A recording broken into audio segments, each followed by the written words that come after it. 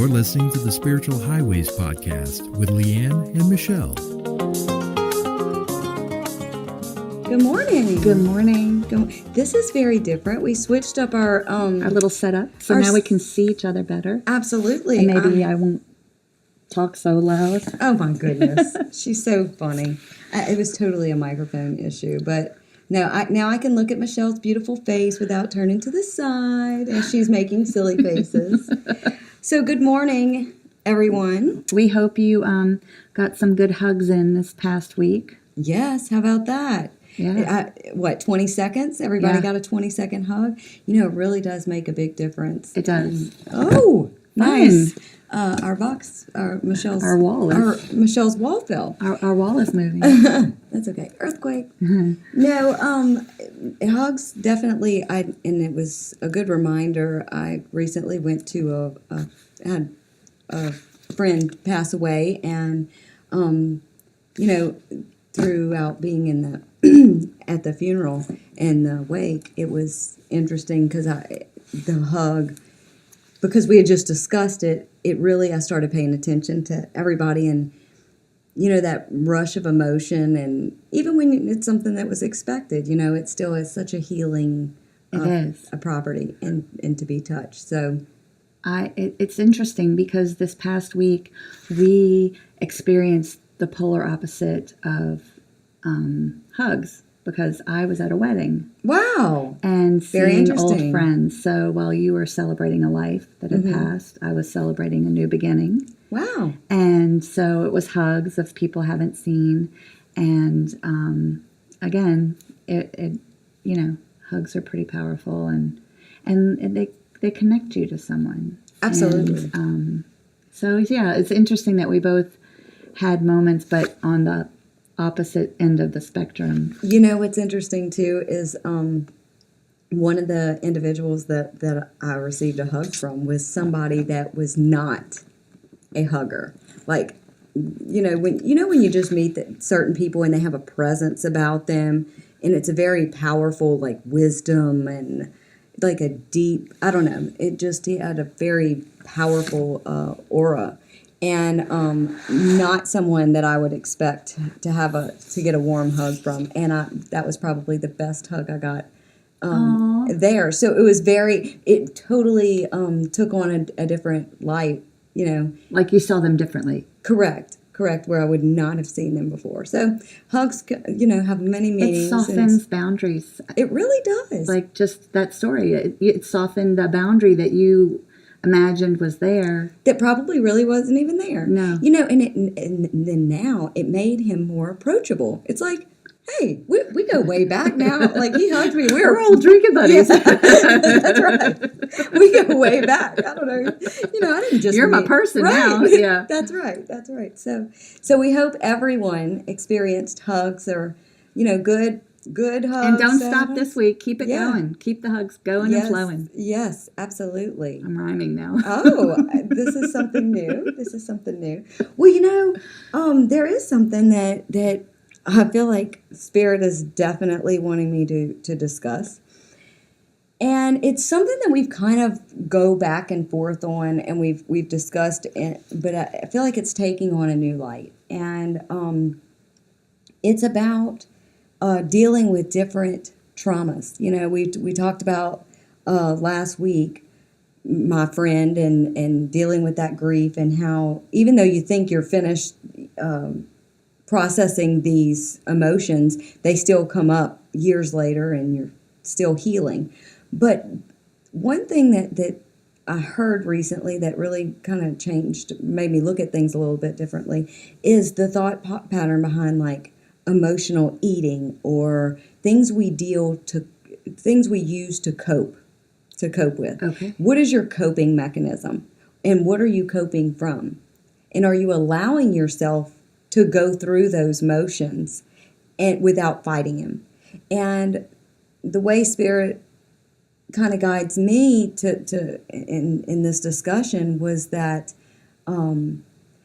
usually when we are doing something, like it could be overeating, like to fill the void, but it can also manifest physically in your body. Like ailments, illnesses? Yes, absolutely. And so what are those things, and kind of breaking the back? And that's kind of where I'd like to take it.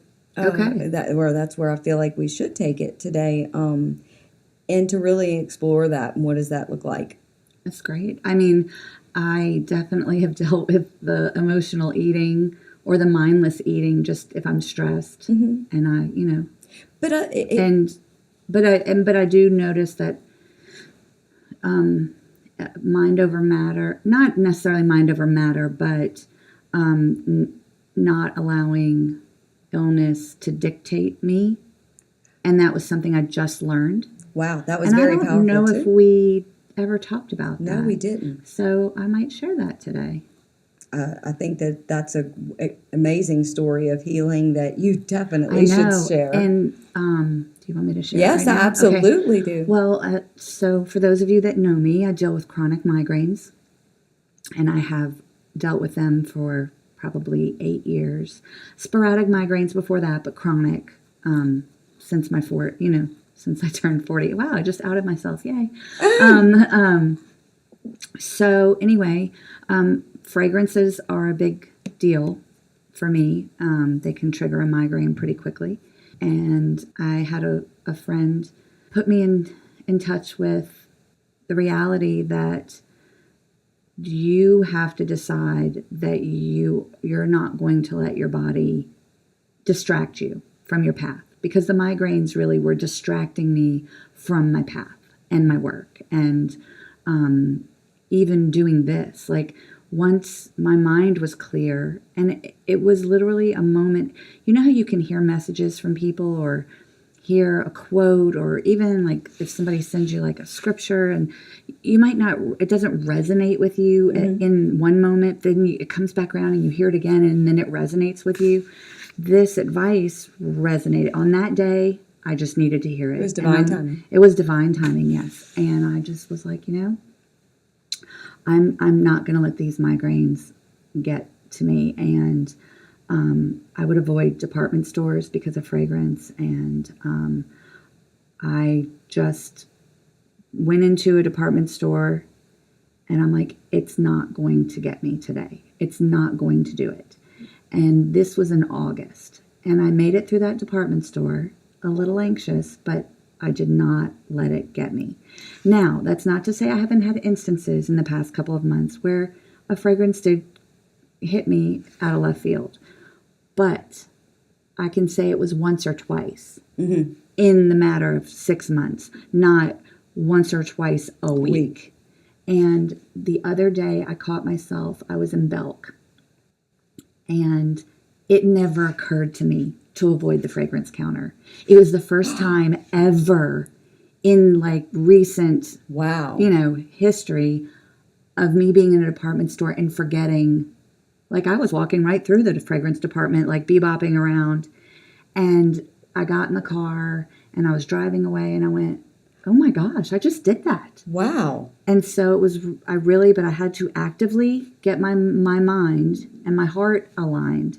And I think that's where magic happens. And I know that we've discussed this in an earlier episode, but when your heart and your brain, or your heart and your mind are aligned, you can make miracles happen. And I feel like I really was actively taking a role in healing myself of that particular thing. Well, because you had already gone through the gamut of taking medicines. I mean, I can't tell you how many times I've come in here and you're like working through a migraine. So, I mean, that is nothing short of a miracle. Right. That you can even, I've had to make sure that I don't put on perfume or wear anything too strong, even coming here. So right. That's amazing. Yeah. Amazing. I'm still cautious of it, because I don't want to like jump in and be around everybody like in you're not Shalimar bulletproof, or right? whatever. Right. Yeah, I've really, I don't know, been more active in going, this is not going to affect my body. I'm not letting it affect my body. Like, not today, Satan. That's kind of how there you go. That's how I Well, it's interesting because I feel like there's so many different ways that you can approach physical pain and why they come into your life. And, I honestly feel like even in your case that it was much more than a headache. It also caused you to, there was a lesson involved there. And maybe the lesson was to empower you, to say, okay, Michelle, this is how powerful your mind is. And to give you a physical example of that. It was. And to teach you that. Well, and I think because now, when you have a clear mind, for me, the things that you can manifest, like make things happen, like we're able to move forward on this podcast and we're able to, create things. And so then your mind has something to look forward to. Right. And because I could also think of it as a way, getting the migraine was also a way out of things. Oh, yes. And so it was a way for me to go, oh, yeah, no, I can't go. And it just gave me permission to not participate in my life. That's very interesting thing for me to hear. Okay, why? Because I think that happens to many, many, many people, and it may look completely different. Whether it's just a comfort level of something that... It becomes your normal, and so you accept it. Right. And I think whenever... I read something, and I'm going to misquote it, so I don't want to... But it was actually from, Conor McGregor.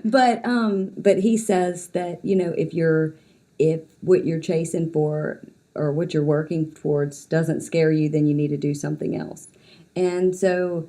when we get complacent and we lean on those crutches for us, that's powerful. Well, and we create boundaries. Right. And then we keep ourselves inside the boundaries we've created. Absolutely. And I think illness is one of those boundaries, and it's acceptable. So people forgive you. Yep. And it's not to say you've created your own illness. I would never say that at all. No. I would just say that it sometimes gives us permission to not take control of the situation.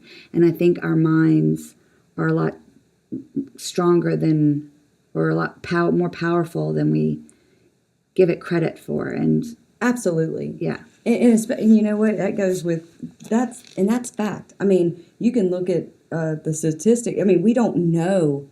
We only know such a little small fragment of what the brain does. Like, right. And which is really mind-blowing to me. No pun intended. You're full of punny information today. I know, right? I love it. But I want to spin this a little bit. Okay. Okay, so we just discussed how you have these emotional triggers, and how they were kind of providing a crutch for you, and how you got over that was mind over matter and kind of taking your power back and saying, I'm not allowing this to happen. Now, I want to throw a little spin on it. There is a lot of times we carry our emotional traumas that we have manifest in a physical ailments. Like, shoulder and tension is like you're carrying burdens and responsibilities. Neck tension is like fear of repressed self-expression. The toe is fear of the future. The stomach and the solar plex is you're not processing your emotions, or lower back is associated with guilt and fear. So all of these, for every ailment that you have, is usually a stem from an emotional response. Okay, so I'm gonna kind of take it in maybe branch it off two separate ways from there. And one is, how often do we allow ourselves the time to process traumas that have happened to us? So often I have people that come in and I'm talking to, and they say, I've had to hold everyone else up, and I haven't grieved, or I haven't done this or that. And it's allowing yourself permission to cry or to laugh. And I think crying is a huge, and I don't mean to, this is not all associated with negative emotion. Right. It's just processing. But what are you processing, you know? And just like with me, I was still processing, grief. But it can also be from any kind of change, good, bad, whatever it is. Right. Any kind of change, even from, no longer working, retirement. You have people that retire, and they fear of what am I going to do? Right. What is my day-to-day going to look like? And so I think it's important to allow yourself the space to be emotional and to kind of shut down and to have that quiet time, or the time where you just need to sit down and cry, or you need to laugh, or you need to not do anything. As a matter of fact, Michelle and I even made a code, because I have a tendency to shut down, like, especially over the weekend. Michelle is like diligently working, and she will try to get in touch with me along with a lot of other people, and they will send me text, and I physically just feel like I can't even respond. Like I literally just do nothing. And I know that I should respond. I know that I should just say, but it's like there was something inside, and it's coming from my solar plex, which is your abdomen. And I feel it, and it's like, why can't I just respond to this? So thank God for Michelle. She's told me, okay, Leigh Ann, we need to have a code so I know that you're not dead, that you give me in order to say, okay. So I always forget it too, but it's off. It's I'm off the grid. Yeah. So, are you off the grid? Yeah. So she'll text me now and say, so it's a yes or no question. Yep. Yes or no. Are you off the grid? Yes. Okay. So she knows that she'll send me a bunch of texts, but I won't respond to them until I finish dealing. But that's how I process. Well, but things. You are doing a lot of mental work in your work. This is true. And so you do have to kind of shut down and cocoon, mm-hmm. and heal back up, because it is very emotional work that you do when you're giving people readings.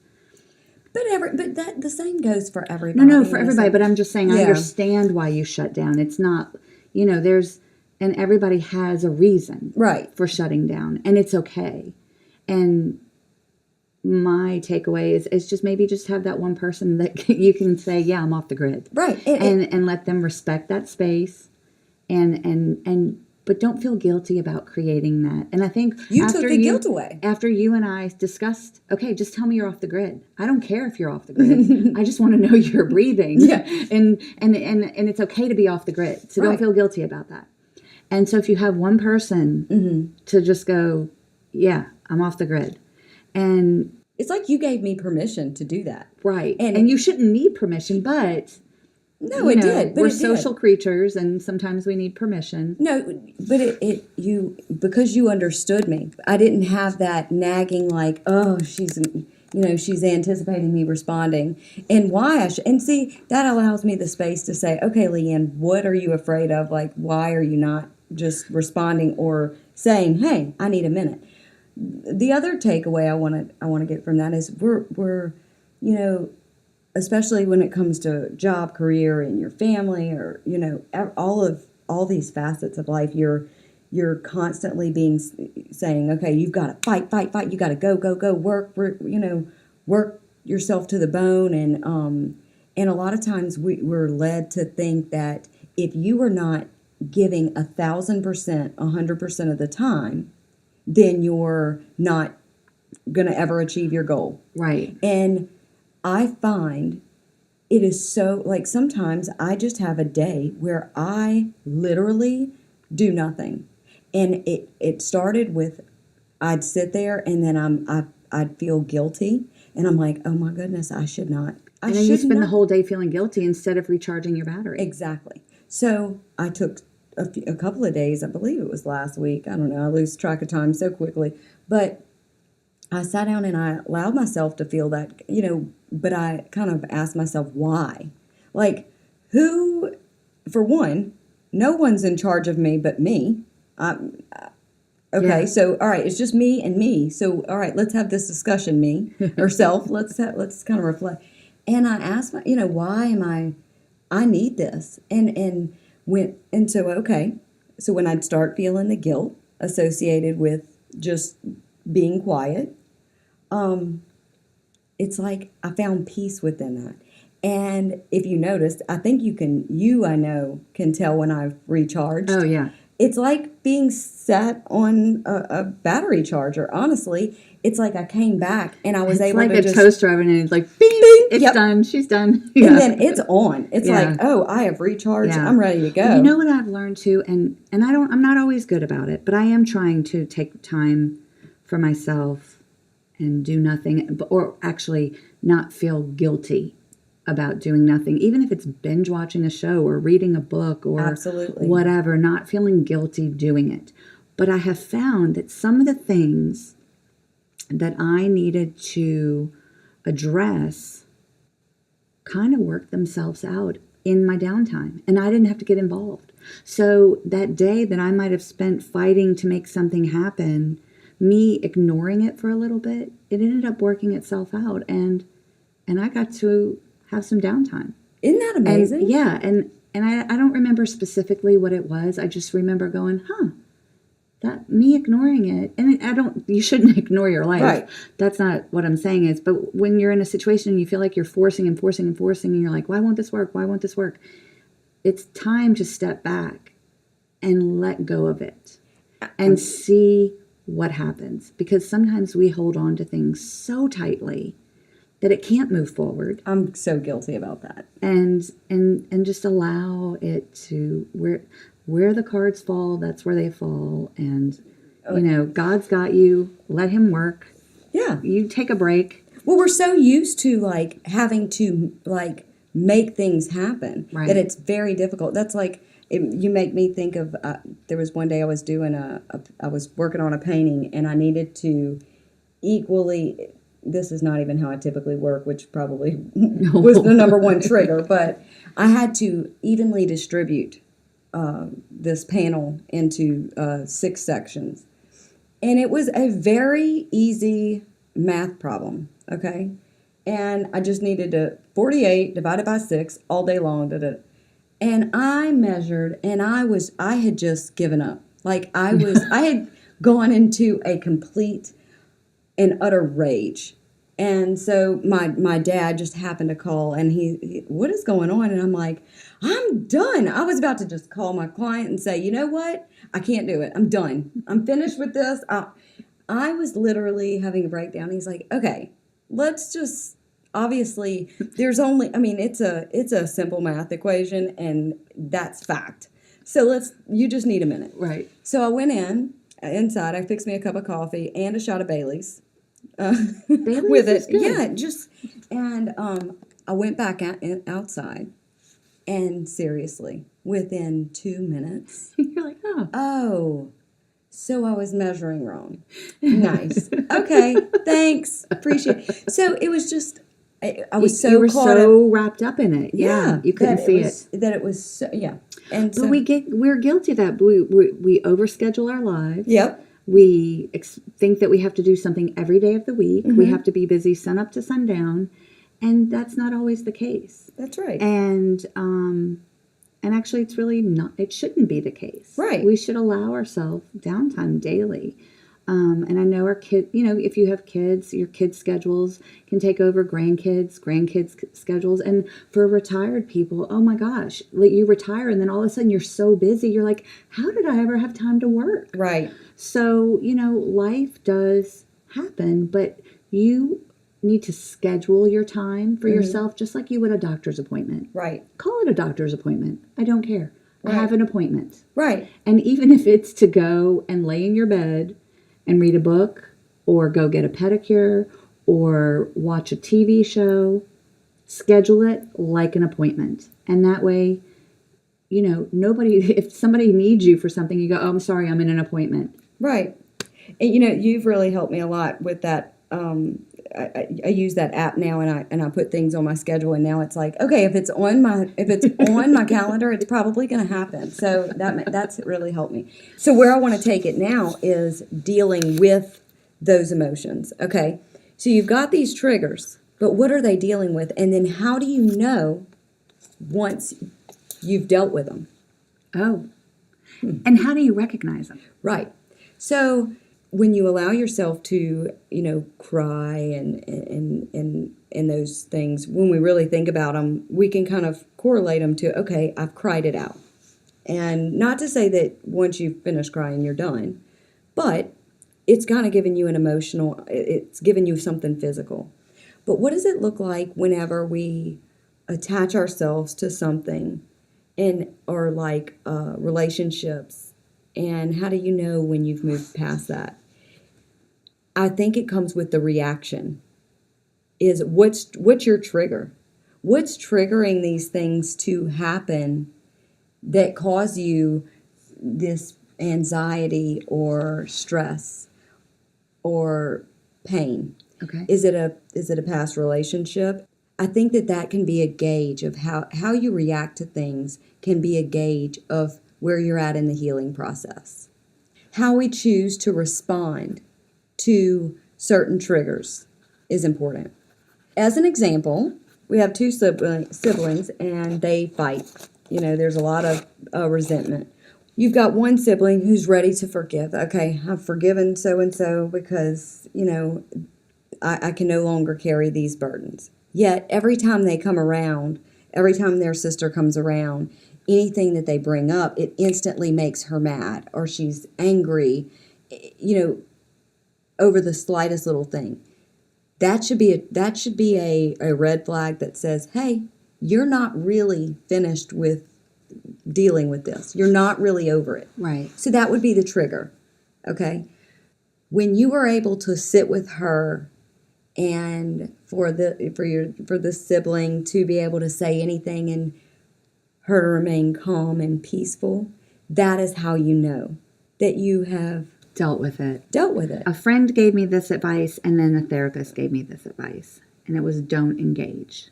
And once you get to a stage in your life where you don't engage the other person's emotion, if it's anger, frustration, whatever, when you can sit there and not engage, then you can heal. Because then you're not going to get dragged into what they have brought to the conversation or to the relationship. And that's very powerful, is just that don't engage. Because then you retain your power, and then you can truly listen to what they're saying and really maybe hear what's behind their words. Right. When you engage, your brain, your brain is like you black out a little, because then you start reacting and you're not thinking, you're just reacting. So don't engage, for me, has been a really strong tool to handle different situations without letting my emotions take over.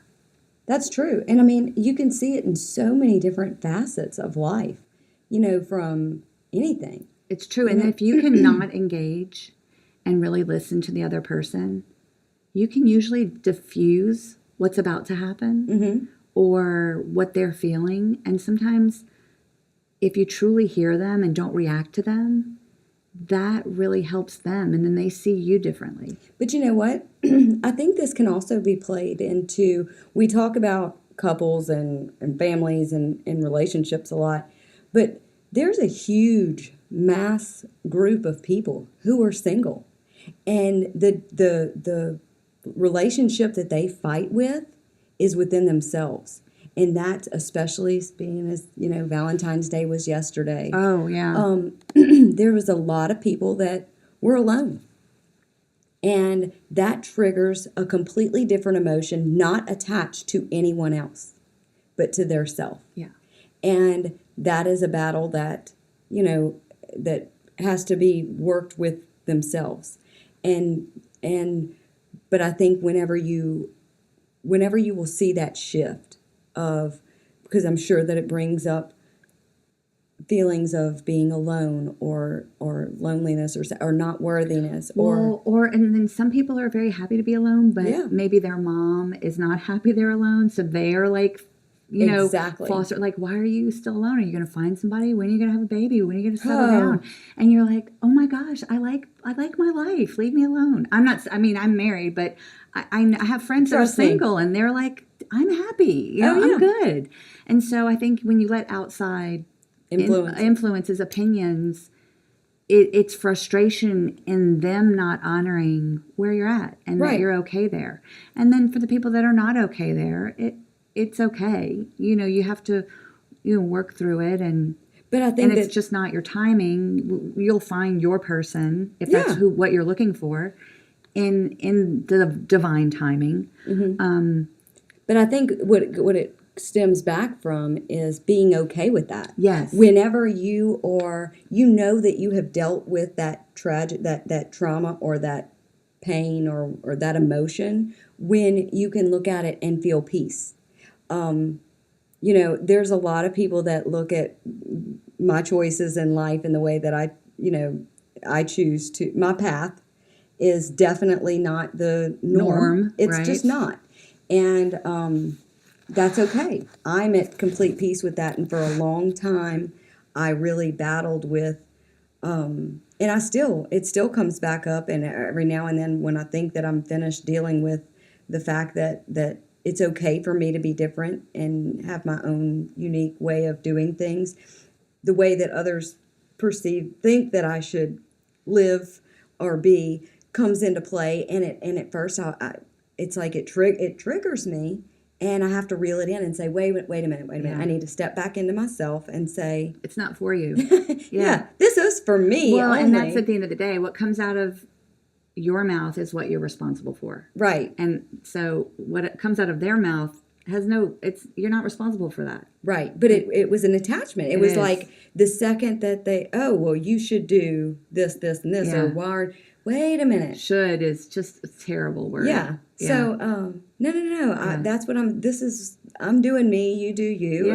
And that but you goes know back what? to my opinions and judgments. It really does. Stop. It really does. But whenever it's very freeing when you can look at somebody and smile and say, Bless your heart. Yeah. Bless your heart. That's a good idea. I don't use it very often. Bless but your heart. I should start using that more often, honestly. Well, that's okay. I'm sorry you feel that way. Yeah. I'm going to No, be you're all not right. sorry they No, feel that way. Yeah. No, that's your feeling. This is true. I am habitual. I say I'm sorry way too often. You do. And I used to be that way. Oh my gosh. In fact, sometimes there's certain people I still say it to and they fuss at me. Mm-hmm. But I don't know if it's an age thing. Like you kind of outgrow it and you go. But see, I mean, sometimes I really am. Like I really am sorry. Well, not sorry. Maybe I apologize. No, but I do. Yeah. It too much. No. You can apologize if you've actually done something, but you shouldn't be sorry for somebody else's opinion. Yeah. Like, maybe so. It's like, okay. Yeah. I'm sorry you feel that way. Not sorry. I don't care. Yeah. You need to change your ways. But I guess it's a softer delivery to say I'm sorry instead of I don't care. Yeah. Okay. But I think it's everybody just needs to, the self-care, going back to self-care, is being comfortable in your skin, being comfortable in who you are, waking up every day and knowing I'm good enough, and going to bed every night going, I did my best. And you know what? Let me stop you there. I've got to interject. Okay. I have to say something about that. I just want everyone to know it is okay. It is absolutely, positively okay that one day you wake up and you just want to be pissed off at the world. You don't have to be happy every single day. You don't have to be joyous every single day. You really don't. Yes, that's the ultimate goal. Well, sure. Okay, but there are some days, I wrote this in I my have journal, days. I'll have to find it. I have days. That, you know what? Those are the days where you get in your cocoon. Yeah, really, because you probably don't want to be around me. You don't want to share that energy with the world, really. Right, but there are some days it's like, I just don't want to be light and happy and joy. I just want to be, I need to get this out. And, especially in my line of work, when you communicate with God and through spirit as a channel, people automatically think that comes with a pair of angel wings, and that all of a sudden you're a divine being. Yes. Well, we're all divine beings, We are, but we're all a work in progress, and you're still human. But sometimes my halo gets cockeyed. Okay. And that's that new wave going around, like straighten your crown or something. Straighten your crown, yeah. Yeah, I can't get on board with that. I don't know why. I just don't. That's not resonating with me. But I will admit there's plenty of times I need to straighten my halo. Okay, so just know it's okay to be. Just because you have a few off days doesn't mean that it doesn't define who you are. No, it's not throwing you down the rabbit hole. I mean, No. you're still within reach. So allow yourself to feel that way. And I think that that's important because, it really can be bothersome whenever somebody says, "Oh, well, you're supposed to be this way." No. I thought you were just happy and love and light. Well, I am. But, where there's light, there's darkness, and you just happen to see my dark side. So, sorry. Today I'm not feeling it. That's right. So, no, it's normal. I mean, part of the process. I have days where I'm rainbows and bunny rabbits, and days where I'm like, I don't want these bunny rabbits around me. Like, right. I guess the goal is just to have more rabbits. The goal is to see more rainbows and bunny rabbits. Yeah. But I mean, just put human. all we're asking for, people, is glass half full. Okay.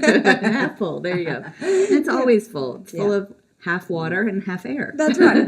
You've got your half empty and people, and you got your half empty and your half full. So let's go for half full. Right, just half full. So it doesn't mean that you can't have some, Yeah, and those are the days that you self-care. Yeah, absolutely. Even if it's a work day, take your break. Yeah. Take your 15-minute break and just go. I'm sideways breathing. today. I don't know. Yeah, just okay. Hey, I'm having. You know what? Instead of I'm off the grid, like you tell me, I just say, my halo's cockeyed today. So y'all know. Yeah. Just letting you know. You might want to keep a wide berth. That's right. What is with a wide what? Berth. Isn't that like a shipping thing? Like a wide berth, like give them a room to maneuver? I swear, sometimes I think you go back into a different like your wagon wheel. I am your older than you. I know, but your wagon you wheel. You assume I'm your age. What is that one that you say? Circle your wagons? Yeah. Girl, that's a thing. I know. Like, I'm older than you. I'm going to have sayings that you don't understand. I know. It cracks me up. Your birth. I mean, there's a demographic that's going to know what I'm talking about. Let's just say that. Well, a wide berth. That's a thing. I'm sure that it is. Goofball. Yes. But you don't need a wide berth today. I'm in a good place. Well, I'm so glad. I'm so glad. Well, and I hope that we put everybody. I think we circled this back around. Oh, so I don't know. Are we? Yeah. Let me know where your birth is. It's a BERTH.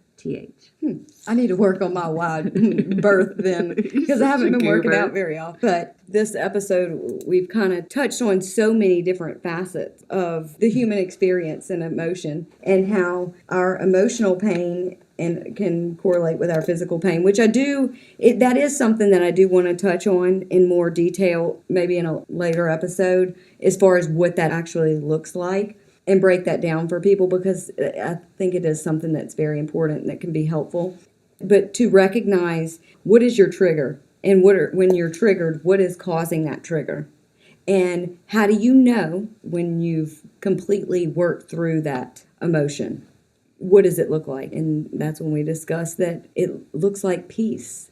When you're no longer triggered, is when you know that you've made that breakthrough. And it's a lot of energy to hang on to things. Yep. And once you let go of them, it frees up a lot of space. Yeah. Just like your migraines. Yeah. It freed me up to be proactive in a lot of areas that I had not been proactive in, and start new things and give new life to things. And so. But it's also knowing. You went into that and you knew that you knew that you had the power. It was a so moment. It just happened. Yeah. There are so many medical doctors that will tell you that if you take, I'd have to look up the statistics, but I know that there's been studies on people that went into surgeries that had an optimistic approach versus a pessimistic approach, and the healing process and how they were different.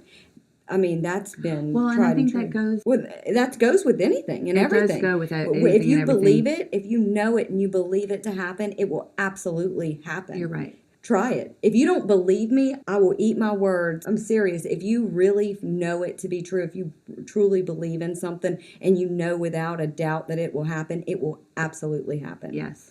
And I that's agree. good or bad. Make sure the reality that you're creating is one that you want. That's very true. Yeah.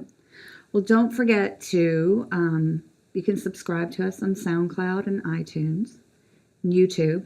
That Yes. way, when the new episodes come out, it lets you know. Yes, and Michelle is like on point with every Sunday morning. I'm trying to She be. is amazing. I don't know what I would do without her. And we've got to give a little shout out to Dave, her husband, who has really stepped up and Oh yeah, been he's pretty making fabulous. things happen for us. Absolutely. So we definitely appreciate that because we couldn't do all of this without him. Oh, and without you, because Michelle, they are the brains. She is the brains of the operation. I just come and offer my 2 cents, and she does all the hard work. Oh, that's And, not true. That is very true. So, well, we hope we have filled your cup half full, I might add. No, all the way this time. Yeah. At least half full. I want to make sure At least half full. Yeah, I want to make sure your berth is extra large. Okay, so. wait. Now you're mixing. Mixing sayings. Oh God. Okay, but that doesn't Whippersnapper. Yeah. Yeah. All right. Well, I'm gonna go circle my wagon wheel. So. Well, God bless and have a great day. Bye. Bye. You've been listening to the Spiritual Highways podcast with Leigh Ann and Michelle. Catch up on past episodes at spiritualhighways.com, on iTunes, Spotify, SoundCloud, YouTube, and more.